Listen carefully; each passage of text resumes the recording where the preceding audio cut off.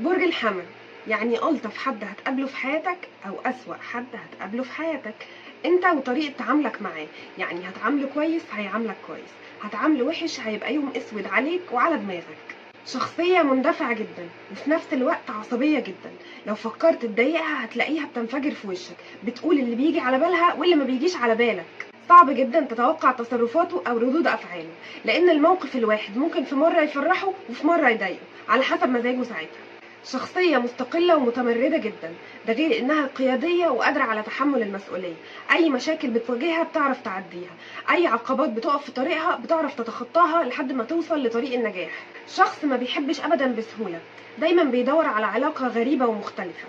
يعني مش اتنين بيتقابلوا فبيحبوا بعض فبيتجوزوا عادي كده وخلاص، لا طبعا، هو عايز حد ينزل له بمكوك فضائي من السما. ده غير انه ما بيحبش الروتين، سواء في حياته العادية او في علاقاته. يعني لو دخل علاقة وكانت مستقرة وهادية وما فيهاش مشاكل هيفتعل هو مشكلة عشان يتسلى، عشان العلاقة تبقى جميلة كده وفيها اكشن وسسبنس وياخد ويدي مع الطرف التاني. هيعدوا كده عادي من غير مشاكل؟ لا طبعا، ازاي ما يبقاش الحمل. دايما مستعجل، ما بيكرهش في حياته قد البرود، قد الشخصيات البطيئة اللي بتعمل كل حاجة في وقت طويل، اللي بتفكر كتير قبل ما تعمل اي تصرف. هو دايما الحاجة اللي بتيجي في باله بيعملها فورا، ما بيحبش ابدا يستنى.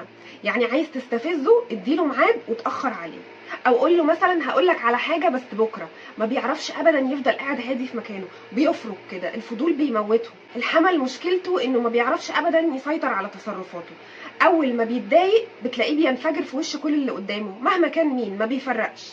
شجاع وجريء جدا، لا بيخاف من حد ولا بيخاف من حاجه، بيعشق التحدي، بيحب جدا يتنافس على اي حاجه صعبه ومفيش حد يقدر يوصل لها.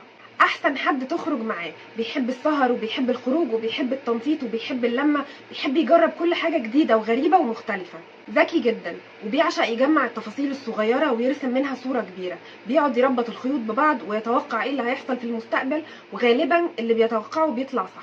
المهم واللي لازم تعرفه ان برج الحمل مفيش اطيب منه، بس بلاش تعصبه.